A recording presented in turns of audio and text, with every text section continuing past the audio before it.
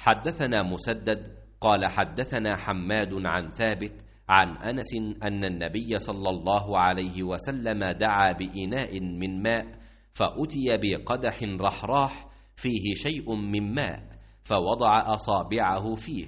قال أنس: فجعلت أنظر إلى الماء ينبع من بين أصابعه. قال أنس: فحذرت من توضأ ما بين 70 إلى 80। रसूल करीम सल्लल्लाहु अलैहि वसल्लम ने पानी का एक बर्तन तलब फरमाया तो आपके लिए एक चौड़े मुंह का प्याला लाया गया जिसमें कुछ थोड़ा पानी था। आपने अपनी उंगलियां उसमें डाल दी। अनस कहते हैं कि मैं पानी की तरफ देखने लगा, पानी आपकी उंगलियों के दरमियान से फूट रहा था।